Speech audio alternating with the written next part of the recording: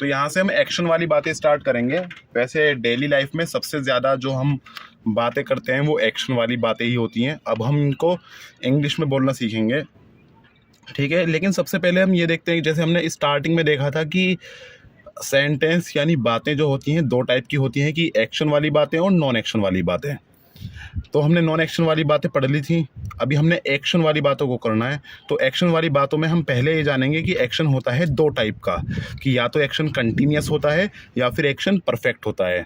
जब तक एक्शन चल रहा है तो हम कहते हैं कि एक्शन कंटिन्यूस है, जब एक्शन पूरा हो जाए तो हम कहते हैं एक्शन परफेक्ट है। कंप्लीट होने पर एक्शन परफेक्ट होता है। जैसे जैसे जैसे जैसे जैसे जैसे कह सकते हैं कि जैसे आपकी मॉम ने कुछ सब्ज़ी बनने के लिए रखी, लाइक कड़ी बनने के लिए रखी, तो जब तक कड़ी बन रही है तो हम कहेंगे कि एक्शन कंटिन्यूस है। और आधा घंटा एक घंटा बाद जब भी है आपकी कड़ी बन चुकी है तो हम कहेंगे कि एक्शन अब परफेक्ट हो गया है। तो जब तक एक्शन चल रहा है एक्शन कंटिन्यूस है, और जब एक्शन कंप्लीट हो जाए, पूरा हो जाए, तो हम कहते हैं एक्शन परफेक्ट है। और अब हम यहाँ पर पहले ये देखेंगे एक्शन वर्ड को ही हम वर्ब भी कहते हैं, यानी ग्रामर में हम वर्ब बोल देते हैं, नॉर्मल हम अपनी स्पीकिंग की लैंग्वेज में एक्शन वर्ड भी कह सकते हैं। क्योंकि एक्शन वर्ड का मतलब ये होता है कि, और वर्ब का मतलब कि कोई एक्टिविटी वाले वर्ड, ठीक है। तो हम ये देखेंगे कि हमने वर्ब की बहुत ये सुना है कि वर्ब की फॉर्म होती है, कि फर्स्ट फॉर्म होती है, सेकंड फॉर्म होती है, थर्ड फॉर्म होती है। इनका क्या मतलब है कि फर्स्ट फॉर्म राइट का मतलब लिखना, तो सेकंड फॉर्म जो है वो कुछ और है, राइट नहीं, वो तो रोट है, और थर्ड फॉर्म रिटन है। तो पहले इसका मतलब लिखना था, क्या अभी इसका मतलब कुछ और हो गया, लिखने की जगह उड़ना तैरना हो गया क्या? ऐसा डाउट मन में आता है कि इनकी सेकंड फॉर्म थर्ड फॉर्म का क्या मीनिंग है, क्यों है ये, क्या यूज़ है इनका। तो इसको समझने के लिए हम कोई भी एक एग्जाम्पल में वर्ड ले सकते थे। हमने किसी भी एक वर्ड को ले लिया, राइट वर्ड को हमने ले लिया इनकी फॉर्म्स को समझने के लिए। तो राइट का मतलब क्या होता है हिंदी में? लिखना। अब ये देखिए कि लिखने में कितने अक्षर हैं, ली ख ना, तो 3 अक्षर हैं, और 3 अक्षर हैं। लेकिन ये जो लिखना वर्ड है, जब हम डेली लाइफ में बातें करते हैं इसको सेम नहीं बोलते, कुछ ना कुछ इसमें चेंजेस करके बोले जाते हैं। थोड़ा मॉडिफाई, थोड़ा चेंज करके हम अपनी बातों की जिस तरह की बात होती है उस तरीके से थोड़ा बहुत चेंज करके इस वर्ड को हम वैसे बोलते हैं, थोड़ा चेंज करके। जैसे यहाँ पर लिखा है सेंटेंस, वह लिख रहा है। अब इसमें कितने अक्षर हैं? 1 और 2। वहाँ पर कितने थे? 3 अक्षर, 1 2 3। तो जिस तरह की बात है उस तरह के हिसाब से हम इस शब्द को थोड़ा चेंज करके बोलते हैं। वहाँ पर लिखा है लिखना और यहाँ पर लिखा है लिख रहा। यहाँ पर लिख लिया, लिखता रहता। तो यहाँ पर जो वर्ड है सेम वैसा ही यूज़ नहीं होता, इनमें थोड़ा बहुत अलग अलग तरह की बातों में थोड़ा थोड़ा चेंज करके हम उस वर्ड को यूज़ करते हैं। वैसा ही इंग्लिश में होता है, जबकि यहाँ पर मीनिंग तो सभी का सेम ही है। लिख रहा है मतलब यहाँ पर लिख का मतलब लिखना ही है, लिख लिया है यहाँ पर लिख का मतलब लिखना ही है, लिखता रहता है तो यहाँ पर भी लिखता का मतलब लिखना ही है। तो मीनिंग सभी का सेम है, बट अलग अलग तरह की बातों में थोड़ा सा चेंज करके हम उस वर्ड को यूज़ करते हैं। वैसा ही हम इंग्लिश में भी करते हैं। जैसे राइट लिखा है यहाँ पर अब राइट का मतलब लिखना है। कभी भी हिंदी में अगर लिखना लिखा है तो उसके लिए हम राइट लिखते हैं, लेकिन कुछ बातें ऐसी होती हैं कि उनमें लिखना शब्द अगर आया है तो उसके लिए हम राइट नहीं, हम रोट बोलते हैं। और कुछ बातें होती हैं जिसमें लिखना शब्द के लिए हम इंग्लिश में राइट नहीं लिखते, रोट नहीं लिखते, सिर्फ रिटन ही लिख सकते हैं। और कुछ बातें हमें जिसमें लिखना वर्ड के लिए हम राइटिंग लिखते हैं।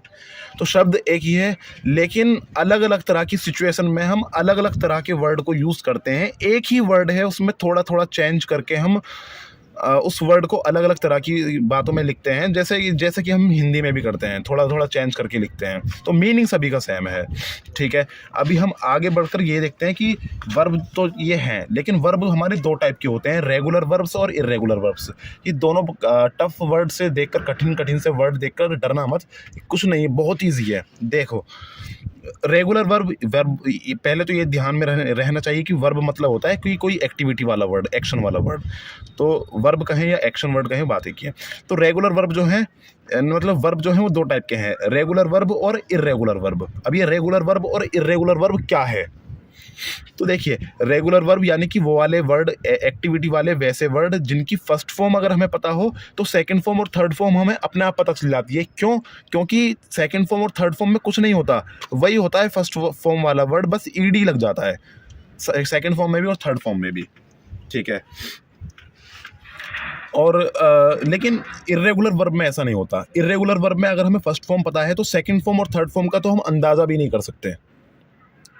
इसमें हर बार ईडी का चेंज आएगा। अरेस्ट है तो अरेस्टेड, अरेस्टेड हो गया। फर्स्ट फॉर्म पता है, सेकंड फॉर्म और थर्ड फॉर्म अपने आप पता चल जाएगी।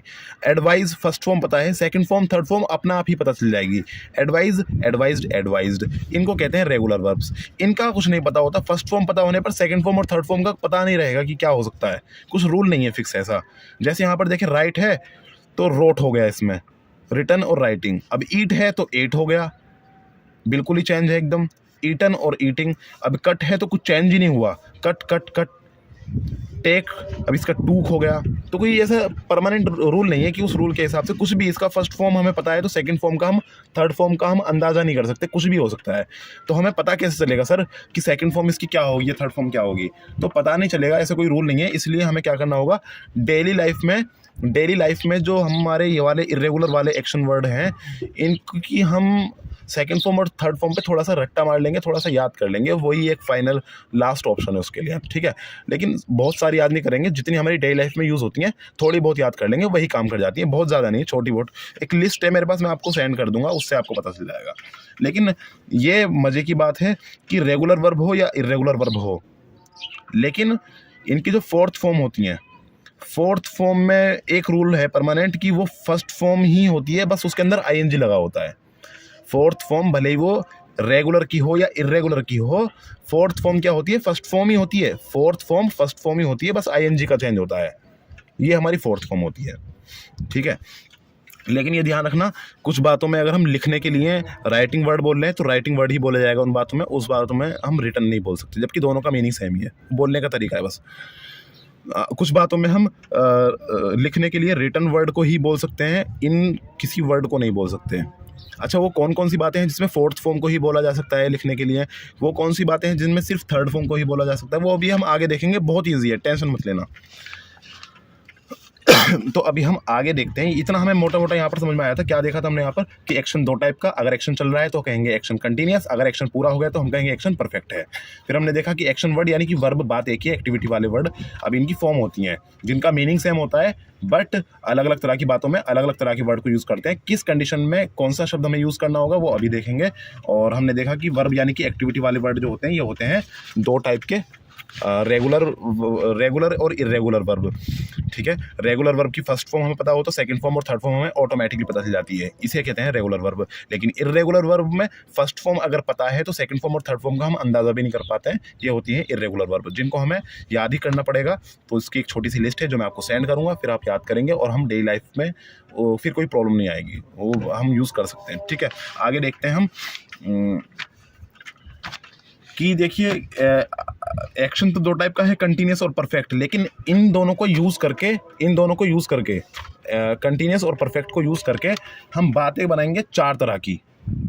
बातें चार तरह की होंगी, एक्शन दो तरह का है। क्या?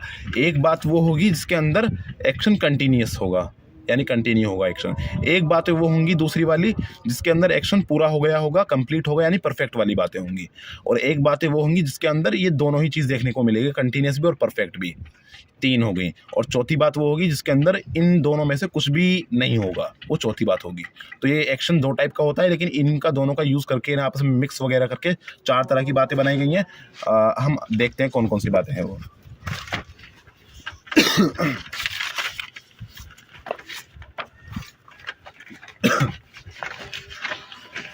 तो ये वाली बातें हैं जी।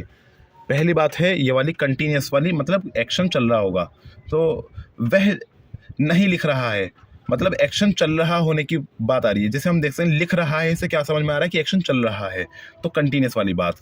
वह नहीं लिख चुका है तो लिख चुका है, लिख चुका है इससे क्या मीनिंग समझ में आ रहा है, लिख चुका है मीन्स कंप्लीट हो चुका है, कंप्लीट हो गया है, तो परफेक्ट वाली बात। ठीक है। और यहाँ पर परफेक्ट कंटिन्यूस, वह 2 घंटे से नहीं लिख रहा है, मतलब लिख रहा है इससे क्या समझ में आ रहा है, कंटिन्यूस। कंटिन्यूस लिख रहा है मतलब हो रहा है, एक्शन चल रहा है, तो कंटिन्यूस समझ में आ रहा है। लेकिन 2 घंटे से, यानी 2 घंटे पहले इस एक्शन की स्टार्टिंग हो चुकी थी, 2 घंटे पहले स्टार्टिंग हो चुकी थी। जैसे हम नहीं को अगर हटा दें तो क्या सेंटेंस है, वह 2 घंटे से लिख रहा है। वह 2 घंटे से लिख रहा है मतलब लिखने की स्टार्टिंग कब हुई थी, 2 घंटे पहले हुई थी। तो स्टार्टिंग 2 घंटे पहले हुई थी और स्टार्टिंग होने में, एक्शन के स्टार्ट होने में कोई कसर बाकी नहीं रही थी। एक्शन स्टार्ट पूरी तरह से हो चुका था, कंप्लीटली स्टार्ट हो चुका था एक्शन, तो कंप्लीटली स्टार्ट हो गया था, इसीलिए कहते हैं परफेक्टली स्टार्ट हो गया था। तो यहाँ पर परफेक्ट वर्ड इसलिए आ रहा है, और कंटिन्यूस वर्ड इसलिए आ रहा है क्योंकि यहाँ पर दिख रहा है कि लिख रहा है, यानी कि एक्शन चल रहा है, तो कंटिन्यूस। ठीक है, लेकिन अगर इसमें से हम टाइम को गायब कर दें, छुपा दें, वह नहीं लिख रहा है, और ये वाला सेंटेंस भी यही है, वह नहीं लिख रहा है। दोनों तो सेम सेंटेंस है, लेकिन दोनों सेम सेंटेंस है, लेकिन इस सेंटेंस के अंदर हमें एक इन्फॉर्मेशन मिलती है और इस वाले सेंटेंस के अंदर हमें 2 इन्फॉर्मेशन मिलती है। क्या क्या इसमें हमें इन्फॉर्मेशन मिलती है, जैसे कि अगर हम इसमें से नहीं हटाएं तो क्या है, वह लिख रहा है। नहीं को हटाकर सेंटेंस बचा, वह लिख रहा है, मतलब करंट मोमेंट की बात हो रही है कि करंट मोमेंट पर, उसी टाइम पर, उसी वक्त, उसी पल, उसी क्षण, उसी सेकंड पर वो एक्शन हो रहा है।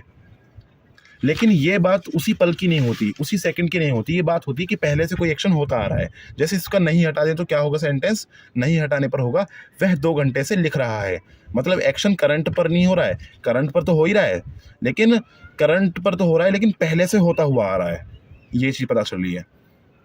तो ये वो सेंटेंस, पीछे वाला जो सेंटेंस था अभी देखा था, वह लिख रहा है, वह लिख रहा है मतलब करंट मोमेंट पर कोई एक्शन हो रहा है, और वह 2 घंटे से लिख रहा है मतलब कि करंट मोमेंट पर भी एक्शन हो रहा है, लेकिन वो एक्शन पहले से होता हुआ आ रहा है। तो कोई एक्शन पहले से होता हुआ आता है, उसे परफेक्ट कंटिन्यूस वाला कहते हैं। लेकिन एक होता है इंडेफिनिट वाला।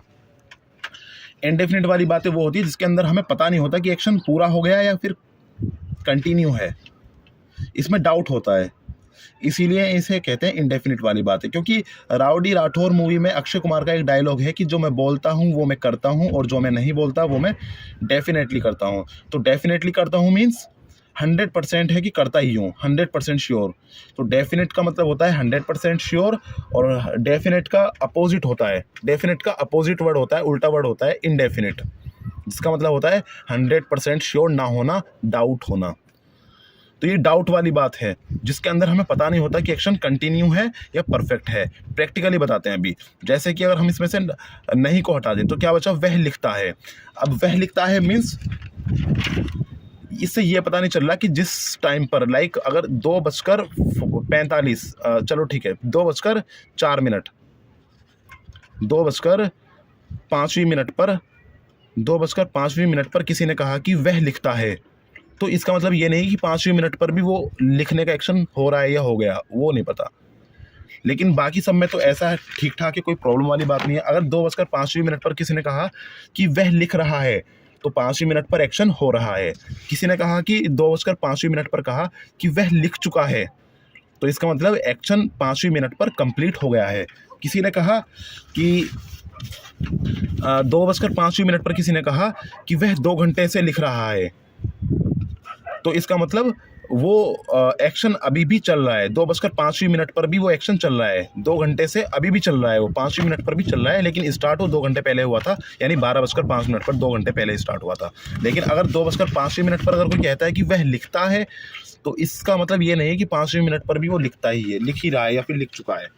तो यहाँ पर डाउट होता है। इंडेफिनिट वर्ड का मतलब ही होता है डाउट होना, श्योर ना होना। तो यहाँ पर कंटिन्यूस और परफेक्ट, इन दोनों चीज़ों की श्योरिटी नहीं होती, डाउट होता है, इसीलिए ये इंडेफिनिट वाले सेंटेंस होते हैं। जैसे अगर मैंने रात को कहा, रात को 9:30 बजे, रात को 9:02 पर, रात को 9:02 पर अगर मैंने कहा कि सूरज ईस्ट से निकलता है, तो 9:02 पर मैंने ये बात कही कि सूरज ईस्ट से निकलता है, तो इसका मतलब ये नहीं कि 2 पर 9:02 पर रात को सूरज निकल रहा है या निकल गया है, नहीं, निकलता है सिर्फ, लेकिन जिस मोमेंट, जिस मिनट, जिस सेकंड पर ये बात बोली गई है, उस सेकंड पर भी वो निकल रहा है, इस बात का कोई श्योरिटी नहीं है। राइट। तो ये वो बातें होती हैं जिसके अंदर एक्शन होता है, बट जिस टाइम पर ये बात मुंह से बोली गई है, जिस सेकंड पर, उस सेकंड पर भी ये एक्शन इसका हो रहा है या हो गया है, इस बात का डाउट होता है, कंफर्म क्लियरली नहीं पता होता, इसीलिए इसने कहते हैं इंडेफिनिट वाली बात है। तो अभी तक हमें मोटा मोटा ये समझ में आया ओवरऑल कुल मिलाकर कि कंटिन्यूस वाली बात है जिसमें एक्शन चल रहा है, परफेक्ट वाली बात है जिसके अंदर एक्शन हो गया है, और परफेक्ट कंटिन्यूस वाली बात है जिसके अंदर एक्शन हो रहा है लेकिन कुछ टाइम से हो रहा है, वो एक टाइम दिया होता है, और इंडेफिनिट वाली बात है जिसके अंदर एक्शन होता तो है लेकिन जिस टाइम पर बोली जा रही है ये बात, उस टाइम पर भी एक्शन हो रहा है या नहीं हो रहा है, कंप्लीट हो गया है, पूरा हो गया है, कुछ नहीं पता। ठीक है, तो ये बात हुई। तो 4 तरह की बातें हमने देख ली हैं, ये 4 तरह की बातें होती हैं। अब ये बातें हमें अच्छे से समझ में आ चुकी हैं, अब ज़्यादा कुछ बचा नहीं है, हम इसे बहुत इजीली बना सकते हैं। अभी इन सेंटेंसेस को देखते हैं कैसे करना है। देखिए पहले हमने नॉन एक्शन सेंटेंस पढ़े थे, उसके अंदर हमने हेल्पिंग वर्ब क्या यूज़ करे थे, हमने हेल्पिंग वर्ब यूज़ करे थे ये वाले इज़, आर, एम, और पास्ट के लिए यूज़ करे थे वॉज वर, और फ्यूचर के लिए यूज़ करा था विल बी। तो ये जो कंटिन्यूस वाली बात है ना, जिसमें एक्शन कंटिन्यू है, इसके अंदर यही हेल्पिंग वर्ब यूज़ होने वाले हैं, कुछ नया नहीं है, वही पुराने वाले हेल्पिंग वर्ब है। तो जैसे कि वह नहीं लिख रहा है, तो वह के लिए हम नहीं लगाया, और हम इसमें है के लिए हम इज़ लगाएंगे, इज़ लगा दिया। नहीं के लिए हमने नॉट लगाया, और लिखने के लिए क्या वर्ड होता है, लिखने के लिए राइट वर्ड होता है, लेकिन हम राइट वर्ड नहीं लिखेंगे यहाँ पर, हम लिखेंगे यहाँ पर राइटिंग। क्यों लिखेंगे?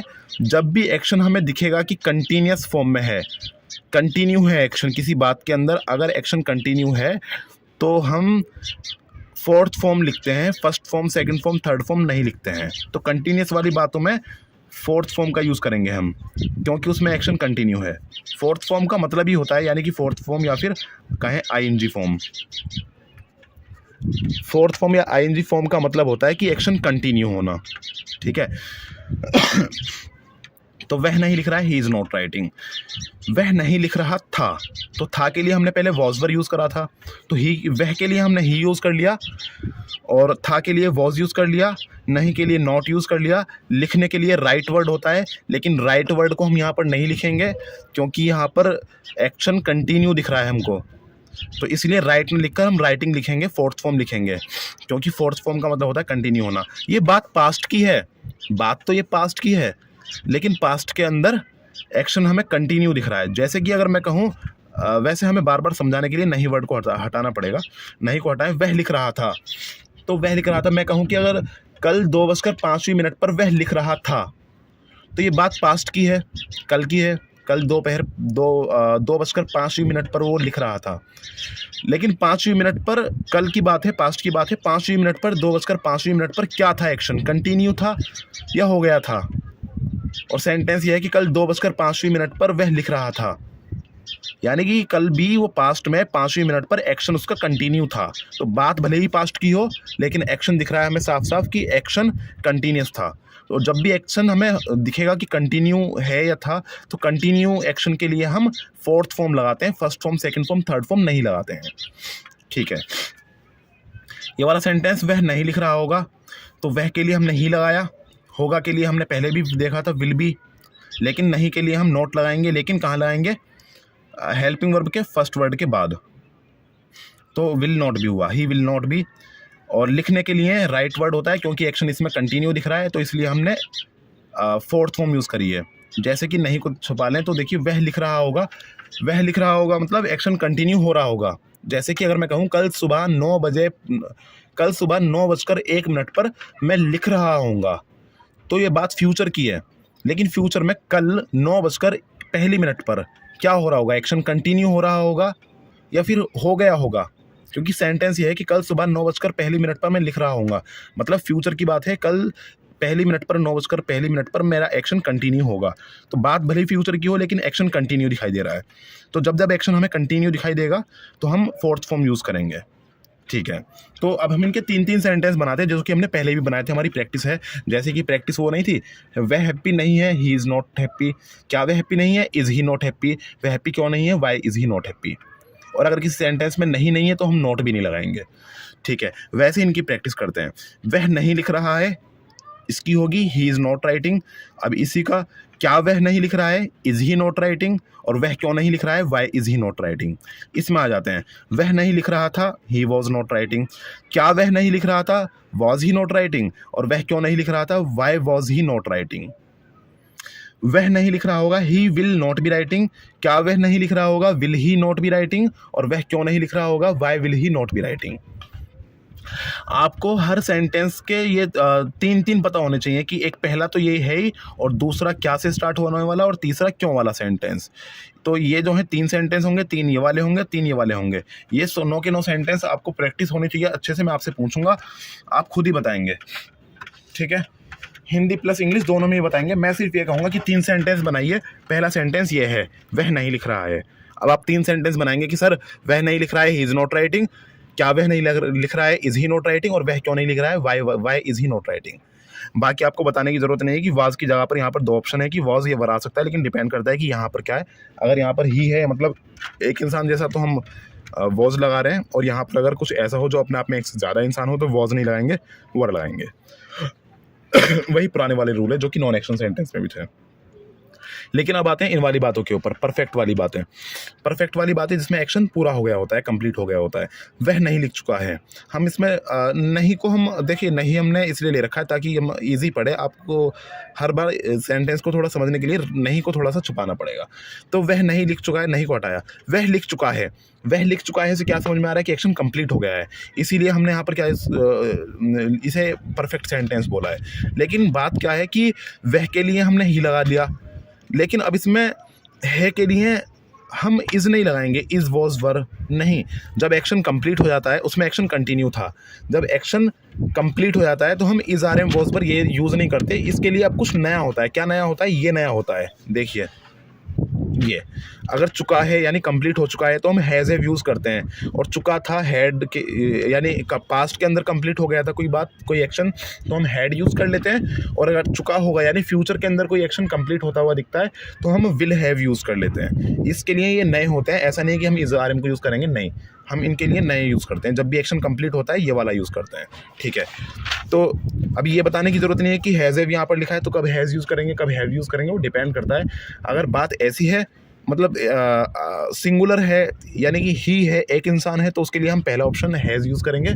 और अगर ऐसा है कि अपने आप में एक से ज़्यादा इंसान वाला सब्जेक्ट आ चुका है वहाँ पे कि ही, वी या फिर दे, तो हम हैव यूज़ करेंगे। पास्ट के लिए एक ही ऑप्शन है हैड, और फ्यूचर के लिए भी एक ही ऑप्शन है विल हैव। ये एक ही हेल्पिंग वर्ब है जिसके अंदर वर्ड 2 हैं, ठीक है, हम यूज़ करते हैं। वह नहीं लिख चुका है तो वह के लिए ही के साथ हम हैज़ लगाएंगे, ये वाला ही हैज़ नॉट। और यहाँ पर हमने रिटर्न लिखा है, ये तो थर्ड फॉर्म है रिटर्न, हम पीछे जाकर देखें तो ये रिटर्न थर्ड फॉर्म है। तो जब भी एक्शन पूरा हो जाता है, ऐसी बातें जिनके अंदर एक्शन पूरा हो जाता है, एक्शन कंप्लीट हो जाता है, उन बातों के अंदर हम हमेशा थर्ड फॉर्म यूज़ करते हैं। ये हम ध्यान रखेंगे आगे, हमेशा ये हमेशा होता है। जब भी एक्शन कंप्लीट हो जाए तो हम थर्ड फॉर्म को लिखते हैं। वैसे यहाँ पर लिखा है, लिख मतलब राइट ही होता है, लेकिन एक्शन अगर कंप्लीट है तो हम थर्ड फॉर्म लिखेंगे रिटर्न। हम सेकंड फॉर्म नहीं लिख सकते, फर्स्ट फॉर्म नहीं लिख सकते, फोर्थ फॉर्म नहीं लिख सकते, हमेशा ऐसा होगा, ठीक है। अब इसके भी 3 सेंटेंस हो सकते हैं, आपको पता है ना। वह नहीं लिख चुका है का क्या होगा, वह नहीं लिख चुका है, ही हैज़ नॉट रिटन। क्या वह नहीं लिख चुका है, हैज़ ही नॉट रिटन। और वह क्यों नहीं लिख चुका है, why has he not written. और ये तीनों सेंटेंस मैं आपसे पूछूंगा, मैं एक सेंटेंस बोलूँगा, आप 3 सेंटेंस बताएंगे। और ये वह नहीं लिख चुका था, तो वह के लिए हमने ही लगाया, और चुका था मीन्स पास्ट में एक्शन कंप्लीट हो चुका था, तो चुका था के लिए हमने यहाँ पर हैड लिख रखा है कि ये यूज़ होगा, हैड। चुका था का हैड यूज़ होगा, हमने लिख रखा है। तो वह के लिए ही हुआ, चुका था के लिए हैड हुआ, नहीं के लिए नॉट हुआ। लिखने के लिए राइट वर्ड होता है, लेकिन राइट नहीं लिखेंगे, रिटर्न लिखेंगे थर्ड फॉर्म। क्यों? क्योंकि इसमें हमें दिखाई दे रहा है कि एक्शन कंप्लीट हो गया है। जैसे कि हम छुपा कर देखें, नहीं को हम हटा दें और देखें वह लिख चुका था, तो बात ही पास्ट की है कि वह लिख चुका था, लेकिन दिख रहा है कि पास्ट में एक्शन कंप्लीट हो चुका था। तो जब भी एक्शन कंप्लीट दिखेगा हम थर्ड फॉर्म यूज़ करेंगे, क्योंकि परफेक्ट वाली बातें यानी कि जिनमें एक्शन कंप्लीट हो जाता है उनमें हम हर बार थर्ड फॉर्म का यूज़ करेंगे, ठीक है।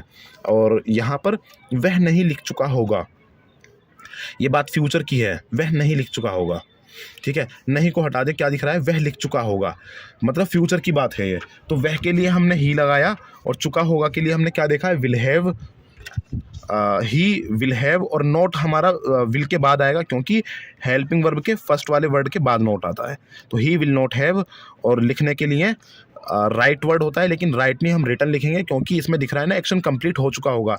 नहीं को हटा दें तो क्या है, वह लिख चुका होगा, मतलब वह एक्शन कंप्लीट कर चुका होगा।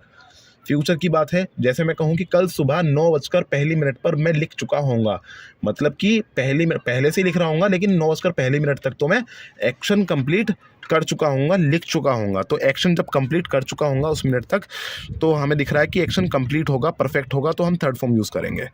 तो अभी इनके भी 3-3 होगा, एक सेंटेंस के 2 और बनेंगे तो टोटल 3 हो जाएंगे। मैं आपसे पूछूंगा, मैं आपको सिर्फ एक हिंदी सेंटेंस बोलूँगा, आप 3 बनाएंगे। मैं कहूँगा वह नहीं लिख चुका है, तो आप कहेंगे वह नहीं लिख चुका है, ही हैज़ नॉट रिटन। क्या वह नहीं लिख चुका है, हैज़ ही नॉट रिटन। और वह क्यों नहीं लिख चुका है, why has he not written. ये आप बनाएंगे सेंटेंस। मैं कोई भी एक सेंटेंस बोलूँगा, 3 आप बनाकर दिखाएंगे, हिंदी प्लस इंग्लिश दोनों में। आप प्रैक्टिस करना अच्छे से, ठीक है। तो हमने देखा जब एक्शन कंटिन्यू होता है तो ये वाले हेल्पिंग वर्ब्स ही चल जाते हैं, और जब एक्शन जब एक्शन कंटिन्यू होता है तो ये वाले हेल्पिंग वर्ब्स ही चल जाते हैं। जब एक्शन पूरा हो गया होता है तो हमारे ये वाले हेल्पिंग वर्ब्स चलते हैं फिर, ठीक है। और हम निशानी के तौर पर ये भी देख सकते हैं कि कंटिन्यूस वाले जो हैं ये, इनमें रहा है होता है, फिर रहा था होता है, रहा होगा। इनका हेल्पिंग वर्ब ये है, मैंने कहा था ना हेल्पिंग वर्ब हिंदी में होता है सबसे लास्ट का एक वर्ड, ये सबसे लास्ट के 2 वर्ड, ठीक है। तो हमने यहाँ पर निशानी के तौर पर, याद के तौर पर, मेमोरी बनाने के तौर पर हमने ये लिख रखा है कि जब भी रहा है आएगा तो इज़ारे में से एक यूज़ करेंगे, रहा था आएगा तो वॉज वर, और रहा होगा तो विल बी। वैसे ही यहाँ पर जब एक्शन कंप्लीट वाले सेंटेंस होंगे तो यहाँ पर चुका है करके आएगा बार बार। अगर प्रेजेंट की बात है तो चुका है, जिसके लिए हम हैज़ हैव यूज़ करेंगे। पास्ट की बात है तो चुका था, और फ्यूचर की बात है तो चुका होगा, और उसमें हम ये यूज़ करेंगे, ठीक है। अभी आगे बढ़ते हैं। परफेक्ट कंटिन्यूस वाली बातें, जिनके अंदर 2 इन्फॉर्मेशन होती है कि एक्शन चल रहा है और कितने टाइम से चल रहा है वो भी पता होता है, ठीक है। तो इन सेंटेंस में हम इज़ आर एम यूज़ नहीं करते, हैज़ हैव यूज़ नहीं करते। इनके लिए अलग हेल्पिंग वर्ब्स होती हैं। इनके लिए क्या हो हेल्पिंग वर्ब होती हैं, इनके अंदर ये वाली हेल्पिंग वर्ब होती हैं। देखिए ध्यान से, ये पुरानी वाली वही हेल्पिंग वर्ब है ना, has have, had, will have, बस इनके अंदर बीन लग गया होता है और कुछ नहीं हुआ होता है। तो यहाँ पर देख सकते हैं, हैज़ के अंदर बीन लग गया तो हैज़ बीन, हैव के अंदर बीन लग गया तो have been, had been, will have been. तो इन वाले हेल्पिंग वर्ब्स को हम यूज़ करते हैं, इन वाले हेल्पिंग वर्ब्स को हम यूज़ करते हैं इन वाले सेंटेंस में, जिनमें एक्शन हमारा कंटिन्यू तो होता है कि एक्शन हो रहा है, लेकिन उसमें टाइम भी दिया होता है कि कितने टाइम से हो रहा है। वैसे देखा जाए तो दोनों कंटिन्यूस वाली बातें तो हैं। ये वाली बातें देखो, वह लिख रहा है, या फिर ये वाली बातें देख लो कि वह 2 घंटे से नहीं लिख रहा है या लिख रहा है। तो दोनों में कंटिन्यूस वाली बातें ही हैं, बट इसमें एक और इन्फॉर्मेशन होती है कि कितने टाइम से वो एक्शन हो रहा है। तो इसमें हम is are am, was were ये सब यूज़ नहीं करते, हैज़ हैव यूज़ नहीं करते। इसमें बीन लगाकर, हैज़ हैव के अंदर बीन लगाकर यूज़ करते हैं, has been, have been, had been, will have been. तो वह 2 घंटे से नहीं लिख रहा है, इसके लिए हम क्या यूज़ करने वाले हैं, इसके लिए हम यूज़ करने वाले हैं वह 2 घंटे से नहीं लिख रहा, वह 2 घंटे से नहीं लिख रहा है। वह के लिए ही, और यहाँ पर हम हैज़ बीन, हैव बीन का यूज़ करते हैं, तो ही के साथ में हैज़ बीन यूज़ करेंगे, हैज़ बीन यूज़ करेंगे। तो ही हैज़ बीन, लेकिन नहीं लग रहा है तो नहीं कहाँ लगेगा, हेल्पिंग वर्ब के पहले वाले वर्ड के बाद। He has not been. लिखने के लिए राइटिंग लिखा है। कौन सी हेल्पिंग वर्ब आई है, फोर्थ फॉर्म वाली आई है। तो क्योंकि फोर्थ फॉर्म वहीं आती है ना, अभी बताया तो था फोर्थ फॉर्म कहाँ आती है, यहाँ पर बताया था कि फोर्थ फॉर्म कहाँ आती है, जहाँ पर भी एक्शन कंटिन्यू होता है वहाँ पर फोर्थ फॉर्म आती है। तो यहाँ पर भी हमें दिख रहा है कि एक्शन कंटिन्यू है। वह 2 घंटे से, अगर नहीं कुछ बातें तो वह 2 घंटे से लिख रहा है, मतलब एक्शन हो रहा है। तो जहाँ जहाँ पर एक्शन हो रहा है वहाँ पर हम फोर्थ फॉर्म यूज़ करेंगे। तो यहाँ भी हम फोर्थ फॉर्म यूज़ करने वाले हैं हर बार। तो वह 2 घंटे से नहीं लिख रहा है, तो ही हैज़ नॉट बीन, और लिखने का राइट होता है लेकिन राइट नहीं लिखेंगे क्योंकि एक्शन कंटिन्यू है, तो फोर्थ फॉर्म राइटिंग लिखेंगे, और 2 घंटे से के लिए 4 to hours लिखेंगे। वैसे 4 ही क्यों लिखा, 4 to hours ऐसे ही होता है। कभी कभी हम सिंस भी लगाते हैं, 4 भी लगाते हैं, लेकिन कब सिंस होगा कब 4 होगा वो हम अभी आगे देखेंगे, नीचे लिखा हुआ है, समझाते हैं अभी उसे। और ये दूसरा सेंटेंस, वह 2 घंटे से नहीं लिख रहा था, तो वह के लिए ही हुआ। और फिर हमने पास्ट की बात है ये, तो इसके लिए हैड बीन आएगा। हमने यहाँ पर लिख रखा है हैड बीन, यहाँ पर देखें हैड बीन, तो वह 2 घंटे से नहीं लिख रहा था। ही हैड नॉट बीन लिखने के लिए राइटिंग, क्योंकि एक्शन कंटिन्यू है तो राइटिंग फोर्थ फॉर्म आया, और 2 घंटे से के लिए 2 घंटे से के लिए 4 2 आवर्स। वैसा फ्यूचर के लिए भी हो जाएगा, वह 2 घंटे से नहीं लिख रहा होगा तो वह के लिए ही आ गया, और फ्यूचर के लिए से ये वाला विल हैव बीन आएगा, फ्यूचर के लिए रहा होगा ऐसे के लिए, तो he will not have been. देखिए हेल्पिंग वर्ब में कितने वर्ड हैं यहाँ पर, 3 वर्ड हैं। विल हैव बीन 3 वर्ड हैं, लेकिन नोट कहाँ पर आया, नोट आया आपका पहले वर्ड के बाद। ये हेल्पिंग वर्ब है, नोट आया पहले वर्ड के बाद। He will not have been writing, और 2 घंटे से के लिए 4 2 आवर्स। ठीक है, तो इसकी निशानी ऐसी है कि देखिए इसमें रहा है लिखा है, लास्ट में रहा है, इसकी क्या निशानी बनाई जाए, इसमें लास्ट में रहा है लिखा है, और ये वाला सेंटेंस देखें तो रहा है तो इसमें भी लिखा है। तो इसको थोड़ा सा अलग दिखाने के लिए, दोनों में थोड़ा अंतर करने के लिए हम क्या करते हैं, यहाँ पर 2 घंटे का टाइम भी दिया होता है ना, तो यहाँ से इसका से ले लेते हैं कि से रहा है, तो उसमें रहा है तो उसमें भी है, लेकिन उसमें से नहीं है, तो हम पूरा बनाते हैं से रहा है। यहाँ पर ऐसा बनाते हैं कि से रहा है जब आएगा कि इतने टाइम से रहा है, इतने टाइम से कोई एक्शन हो रहा है, तो हैज़ बीन हैव बीन। इतने टाइम से कोई एक्शन हो रहा था, से रहा था तो हैड बीन, और इतने टाइम से कोई एक्शन हो रहा होगा, से रहा होगा, विल हैव बीन। ये यूज़ करते हैं। ठीक है, अभी सिंस और फॉर कब लगाना है, देखिए सिंस और फॉर हम तब लगाते हैं अगर आपको किसी बात के अंदर आपने टाइम इस तरह से बोला है। देखिए इसकी छोटी छोटी डेफिनेशंस भी होती हैं कुछ, लेकिन मैं आपको एक तरीका बताता हूँ, आप कभी नहीं बोलेंगे। अगर हमने बात इस तरीके की बोली है, इस तरीके की बात बोली है कि उसके अंदर जो टाइम हमने बोला है, तो थोड़े टाइम बाद में अगर हम सेम बात दोबारा बोलेंगे तो हमें टाइम अगर चेंज करके नहीं बोलना पड़ेगा, तो हम सिंस का यूज़ करते हैं। और अगर हमने बात इस तरह की बोली है कि उसके अंदर हमने टाइम को इस तरह से बोल दिया कि थोड़े टाइम बाद में हमें वो टाइम चेंज करके बोलना पड़ेगा, तो हम फॉर का यूज़ करते हैं। मुझे पता है इस टाइम पर समझ में नहीं आया होगा, एग्जाम्पल से ही समझ आएगा, और बहुत ईजी है। देखिए कैसे, अगर मैंने बोला कि मैं 2020 से पढ़ा रहा हूँ, और अब अगर 2 साल और हो जाए मुझे पढ़ाते हुए, तो 2 साल बाद भी मैं क्या कहूँगा, पुराना वाला सेंटेंस क्या मैं सेम बोल सकता हूँ। पहले मैंने बोला था कि मैं 2020 से पढ़ा रहा हूँ, 2 साल गुजर गए, फिर से आगे बढ़ गए, तो इस सेंटेंस को मैं दोबारा भी यूज़ कर सकता हूँ सेम, कि अब मैं 2020 से पढ़ा रहा हूँ, अब 2000 फिर 2 साल और बढ़ जाएंगे, फिर भी मैं कह सकता हूँ कि 2020 से पढ़ा रहा हूँ। लेकिन अगर मैं इस तरीके से टाइम बोल दूँ कि मैं 5 साल से पढ़ा रहा हूँ, तो अगर 1 साल भी बढ़ जाएगी तो मुझे 5 नहीं बोलना है दोबारा, फिर मुझे 6 बोलना पड़ जाएगा कि मैं 6 साल से पढ़ा रहा हूँ। फिर अगर 2 साल और बढ़ गई तो मैं कहूँगा कि मैं 8 साल से पढ़ा रहा हूँ, है ना।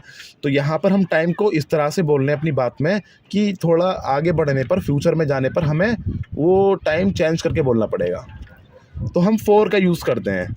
लेकिन अगर हम ऐसा यूज़ कर रहे हैं कि हमें आगे बढ़ने पर भी, फ्यूचर में जाने पर भी वही सेम सेंटेंस हम दोबारा यूज़ कर सकते हैं, तो सिंस का यूज़ करते हैं। इसका एग्जांपल, अगर मैं कहूँ कि मैं 5 महीने से पढ़ा रहा हूँ, तो 1 महीना और गुजर जाए तो मैं कहूँगा 6 महीने से पढ़ा रहा हूँ, 1 और महीना गुजर जाए तो कहूँगा 7 महीने से पढ़ा रहा हूँ, तो फॉर का यूज़ करते हैं ऐसी बातों में। लेकिन अगर मैं कहूँ कि मैं जनवरी से पढ़ा रहा हूँ, तो अब फरवरी स्टार्ट हो जाए, मार्च स्टार्ट हो जाए, अप्रैल स्टार्ट हो जाए, अगस्त स्टार्ट हो जाए, कुछ भी स्टार्ट हो जाए, अगर मैंने कहा जनवरी से पढ़ा रहा हूँ, तो मतलब मैं 2-4 महीने बाद भी यही कहूँगा कि जनवरी से पढ़ा रहा हूँ, वही सेंटेंस में दोबारा यूज़ कर सकता हूँ। तो इसमें हम सिंस का यूज़ करते हैं। इसीलिए प्रोडक्ट्स पे लिखा हुआ आता है ना, प्रोडक्ट्स पे लिखा हुआ आता है, हमारे चाय की पत्ती पर या और भी चीज़ों पर लिखा हुआ आता है कि सिंस 1991, मतलब अब वो अगर वो 10 साल भी उनका प्रोडक्ट और आगे बढ़ेगा तो भी वो 1991 लिख सकते हैं दोबारा, तो उन्हें चेंज करने की ज़रूरत नहीं पड़ेगी, तो इसीलिए वो सिंस लिखते हैं वहाँ पर। ठीक है, तो ये वाले सेंटेंस भी आपको, मैं एक सेंटेंस बोलूँगा, आपको 3 सेंटेंस बोलने आने चाहिए। कि मैं बोलूँगा वह 2 घंटे से नहीं लिख रहा है, तो आप कहोगे he has not been writing for 2 hours, और फिर इसके पूरे टोटल 3 बताओगे। He has not been writing for 2 hours, क्या वह नहीं लिख रहा है 2 घंटे से। Has he not been writing for 2 hours, और वह 2 घंटे से क्यों नहीं लिख रहा है, why has he not been writing for 2 hours. वैसे ही इसके भी 3 बनेंगे, वैसे ही इसके भी 3 बनेंगे। आपको याद होने चाहिए, मैं आपसे पूछूंगा, मैं आपको सिर्फ एक सेंटेंस बताऊंगा, आपको टोटल 3 बताने हैं। ठीक है, अभी ये आते हैं इस वाले सेंटेंस पर जो हमने बताया था कि कन्फ्यूज़न वाले सेंटेंस, इंडेफिनिट मीन्स डाउट होना वाले सेंटेंस, जिसमें पता नहीं होता कि एक्शन कंटिन्यू है या परफेक्ट है। तो इसमें अगर ये सेंटेंस, इसमें हम क्या यूज़ करते हैं, इसमें कुछ हैज़ बीन या is are am, has have had, ये यूज़ नहीं होता। इसका अलग होता है, इसका ये होता है, प्रेजेंट के लिए डज डू यूज़ करते हैं, पास्ट के लिए डिड यूज़ कर लेते हैं और फ्यूचर के लिए विल यूज़ कर लेते हैं। ठीक है, और निशानी के तौर पर हमने ये बना रखा है कि वह नहीं लिखता है, अगर इसमें ताहे करके आता है लास्ट में, ताहे के लिए हम डज डू यूज़ करते हैं। अब ये मत पूछना कि डज डू कब यूज़ करते हैं, डज कब, डू कब। अगर इस तरह से है कि उसमें एक इंसान वाला सब्जेक्ट है ही, तो डज यूज़ कर लेंगे। अगर एक से ज़्यादा इंसान वाला है तो डू यूज़ कर लेते हैं। एक मिनट,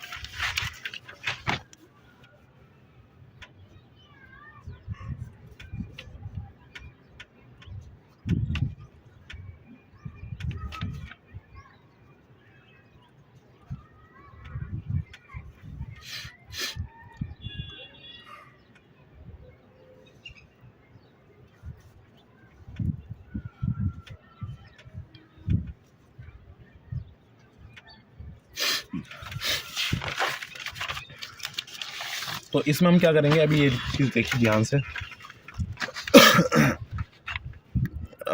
तो ताहे के लिए हम यहाँ पर देखा, ताहे के लिए हम क्या यूज़ करने वाले हैं, ताहे के लिए डज डू, और ता था अगर लास्ट में होगा तो डिड, और लास्ट में सिर्फ गा होगा तो विल। तो वह नहीं लिखता है, वह के लिए ही हुआ। ताहे के लिए हमने डज लिखा, नहीं के लिए हमने नॉट लिखा, लिखने के लिए राइट। तो ये जो होता है, देखिए हमने पहले यहाँ पर इनडेफिनिट वालों में हम फॉर्म कौन सी यूज़ करते हैं, तो फॉर्म यूज़ करते हैं हम इसमें फर्स्ट फॉर्म और सेकंड फॉर्म। लेकिन सेकंड फॉर्म का एक ही जगह पर यूज़ है, बाकी कहीं नहीं है, और बाकी हर जगह पर फर्स्ट फॉर्म का ही यूज़ है। तो फिलहाल ये मानकर चलिए कि जैसे फर्स्ट फॉर्म का ही आपको लगाना है, ठीक है। सेकंड फॉर्म को अभी भूल जाइए। तो ये वाली बातें जो डाउट वाली बातें हैं, इंडेफिनिट वाली बातें, कन्फ्यूज़न वाली बातें, तो इन बातों के अंदर जिसमें ताहे, ताथा और गा होता है लास्ट में, इन वाली बातों में हम हमेशा फर्स्ट फॉर्म यूज़ करते हैं। बस एक सेंटेंस में सेकंड फॉर्म यूज़ करते हैं, वो हम देख लेंगे अभी। फ़िलहाल हम सेकंड फॉर्म में कन्फ्यूज़न ना होकर हम आगे बढ़ते हैं। वह नहीं लिखता है, तो ही, वह के लिए ही हुआ, और ताहे के लिए डज हुआ। ताहे के लिए हमने पहले देखा डज, ताहे के लिए डज, और नहीं के लिए नॉट, और लिखने के लिए राइट। फिर ये सेंटेंस, वह नहीं लिखता था, तो वह के लिए ही, और ता था के लिए हमने क्या देखा, ता था के लिए डिड आया, और नहीं के लिए नॉट, और लिखना के लिए राइट। फर्स्ट फॉर्म ही आएगी, ताहे, ताथा और गा, इनमें फर्स्ट फॉर्म ही आती है, राइट। और ये तीसरा सेंटेंस, वह नहीं लिखेगा, तो वह के लिए ही, गा के लिए हमने क्या देखा, गा के लिए विल, तो विल लगा दिया, नहीं के लिए नॉट, और लिखने के लिए राइट फर्स्ट फॉर्म, क्योंकि ताहे, ताथा और गा, इन तीनों में हम फर्स्ट फॉर्म का यूज़ करते हैं, ठीक है। और इनके अभी आपको 3 सेंटेंस भी पता होने चाहिए कि वह नहीं लिखता है, ही डज नॉट राइट, वह नहीं लिखता था, ही डिड नॉट राइट, और इनके 3 पता होने चाहिए। वह नहीं लिखता है, ही डज नॉट राइट, क्या वह नहीं लिखता है, डज ही नॉट राइट, और वह क्यों नहीं लिखता है, why does he not right. वह नहीं लिखता था, ही डिड नॉट राइट, वह नहीं लिखेगा, ही विल नॉट राइट, क्या वह नहीं लिखाएगा, विल ही नॉट राइट, और वह क्यों नहीं लिखेगा, why will he not write, ठीक है। अभी आपको क्या करना है, जितने भी ये सेंटेंस है सबका आपको मैं एक सेंटेंस बोलूँगा, आपको 3 सेंटेंस बनाने हैं, और आपके लिए अब ईजी है। लेकिन आपको क्या करना है कि आपको ये चारों बॉक्स बहुत अच्छे से याद होने चाहिए, ये वाला बॉक्स, ये वाला बॉक्स, और एक ये दोनों वाले बॉक्स। इसमें जो लिखा है कि से रहा है का मतलब यहाँ पे इतने टाइम से कोई काम हो रहा है, तो ये आपको याद होने चाहिए। बहुत अच्छे से मैं आपसे पूछूंगा, और बीच बीच में से पूछूंगा मैं आपसे। सिंस और फॉर आपको बता दिया है, ठीक है। पहले आप इतना करें, उसके बाद की चीज़ें कुछ मैं आपको, पहले आप इतना कर लें, उसके आगे भी 1-2 चीज़ें हैं वो मैं आपको अभी बता रहा हूँ। लेकिन आप यहाँ पर आगे ना बढ़ें, यहीं पर वीडियो को स्टॉप करें, और जितना बोला गया है काम पहले उसे नोट करके, और जितना प्रैक्टिस करने के लिए मैंने बोला है कि सबके 3 सेंटेंस पता होने चाहिए, पहले वो कंप्लीट करिए, उसके आगे की वीडियो फिर देखना। लेकिन मैं यहाँ पर समझा देता हूँ।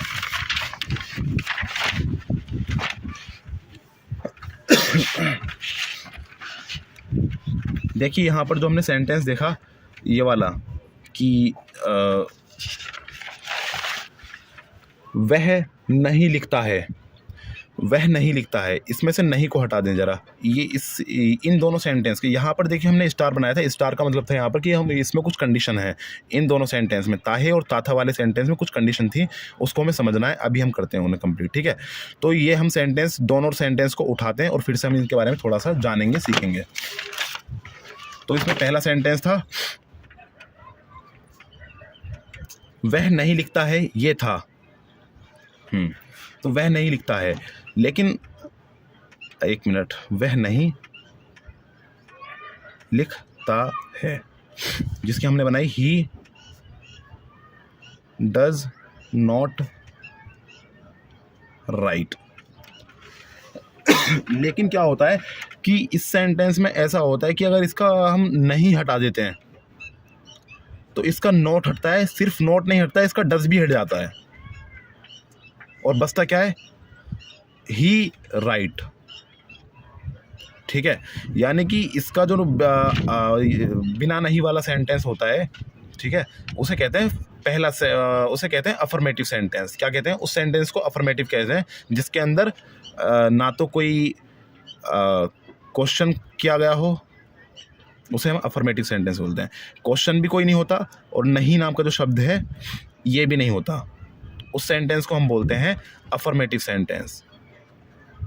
वो असर था जो मैंने पहले पढ़ाया था, वो असर्मेटिव था, असर्टिव था, लेकिन ये अफर्मेटिव है, अफर्मेटिव सेंटेंस। अफर्मेटिव सेंटेंस कौन सा होता है, जिसके अंदर कोई भी क्वेश्चन ना पूछा गया हो और उसके अंदर नहीं भी नहीं होना चाहिए, एकदम सिंपल वाला सेंटेंस। जैसे कि ये लिखा था ना, वह नहीं लिखता है, तो नहीं को भी हटा दिया, क्या बचा, वह लिखता है। तो ये वाला जो सेंटेंस होता है सबसे सिंपल, पहला वाला एकदम सबसे सिंपल वाला सेंटेंस, तो इसको हम कहते हैं अफर्मेटिव सेंटेंस। तो वह नहीं लिखता है, उसका तो ठीक है, ही डज नॉट राइट, लेकिन इसका जो अफर्मेटिव है, जिसके अंदर नहीं भी नहीं है या क्वेश्चन भी नहीं है, जो सेंटेंस इस तरह से होता है, वह लिखता है। तो इसके लिए क्या होता है, अफर्मेटिव सेंटेंस के लिए डज डू नहीं आता है, ताहे होता है, ताहे के लिए डज डू ही होता है, लेकिन अफर्मेटिव सेंटेंस में डज डू नहीं आता है। तो क्या आता है, डज डू को बीच में से हटा देते हैं, डायरेक्ट ही और राइट ये आ जाता है। पहले क्या था, ही डज नॉट राइट, तो ये सब हट जाता है अफर्मेटिव में, और ही और राइट बस ये दोनों आ जाते हैं। लेकिन बाकी सभी में डज डू आता है, सिर्फ अफर्मेटिव में नहीं आता है।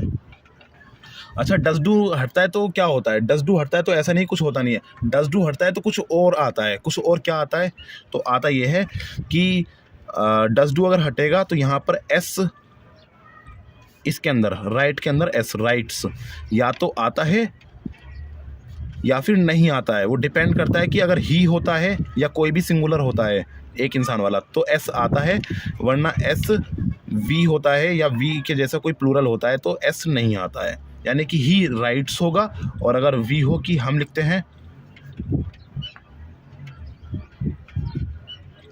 तो वी राइट होगा।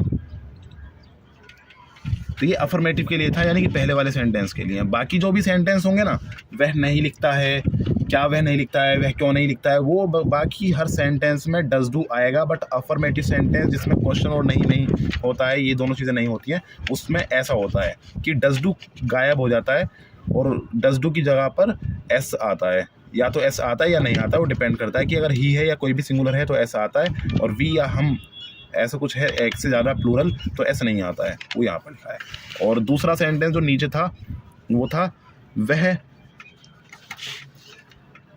नहीं लिखता था, वह नहीं लिखता था। इस सेंटेंस में हमने बनाया था वहाँ पर ही डिड नॉट राइट, लेकिन इसका भी जो अफर्मेटिव सेंटेंस है, अफर्मेटिव मतलब जिसके अंदर नहीं हो और कोई सवाल भी ना हो, तो अफर्मेटिव जो होता है, पहले हम अफर्मेटिव सेंटेंस लिखते हैं। कौन सा होता है अफर्मेटिव सेंटेंस, जिसमें कोई क्वेश्चन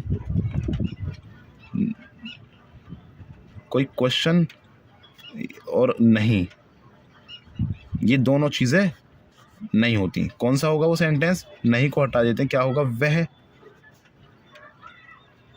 लिखता था। वह लिखता था। इसकी इंग्लिश क्या बनेगी? इसकी इंग्लिश ये बनेगी कि पहले हमने डिड लगाया था ना, वो तो नहीं के लिए नोट था, उसको छोड़ो, लेकिन डिड डिड अफर्मेटिव सेंटेंस में, पहले सेंटेंस में यानी अफर्मेटिव सेंटेंस में डिड नहीं आता, तो क्या आता है? तो ये तो पहली बात गायब ही हो जाता है।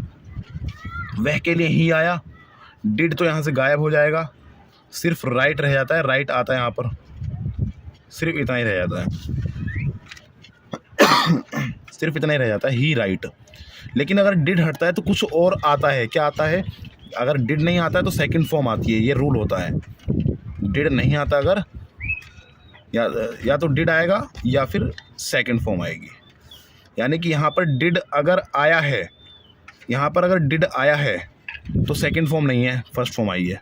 लेकिन अगर डिड नहीं आया तो यहाँ पर सेकंड फॉर्म आती है, फिर ये सेकंड फॉर्म बन जाता है, ही रोट।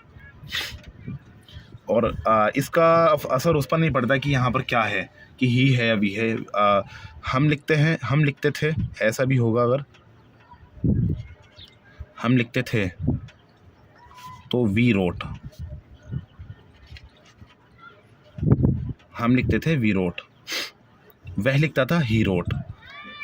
तो यहाँ पर हमें ये चीज़ समझ में आ रही है कि ही हो या वी हो और रोट ही रहना है उसका। ऐसा नहीं है कि यहाँ पर ही होगा तो एस आएगा, वी होगा तो एस नहीं आएगा। यहाँ पर ऐसा है कि ही हो या वी हो और रोट ही आएगा। तो यहाँ पर अफर्मेटिव सेंटेंस में यानी कि पहले सेंटेंस में डिड नहीं आता है, डिड की जगह पर सेकंड फॉर्म आने लग जाती है। ठीक है, एक चीज़ हमें ये समझनी है, ये वाली यहाँ पर, अगर कभी भी आपके सेंटेंस में आई है और आई के साथ में आपको लगाना है हैज़, हैव में से कोई एक और डज डू में से कोई एक, तो आप हैज़ नहीं लगाओगे। वैसे आई तो अपने आप में सिंगुलर ही है, एक इंसान है, और एक इंसान के लिए पहला वाला ऑप्शन आना चाहिए, लेकिन नहीं आएगा, नहीं आएगा। क्या आएगा? हैव आएगा। और डज डू के जो ऑप्शन आएंगे तो आई के साथ डू आएगा। ठीक है, ये चीज़ ध्यान रखना।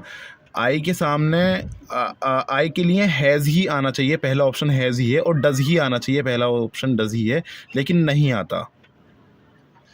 जब बाकी सब में आता है, अगर वॉज वर होता है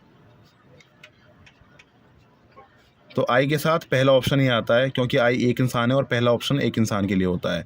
लेकिन सिर्फ ये दो सिचुएशन के लिए, जब आपके सामने आई हो और आई के साथ में आपको हैज़ में से कोई एक लगाना हो या डज डू में से कोई एक लगाना हो, तो इन दोनों सिचुएशन के लिए हम पहला ऑप्शन चूज़ न करके दूसरा ऑप्शन चूज़ करते हैं। बाकी सभी में नॉर्मल वही रूल्स है।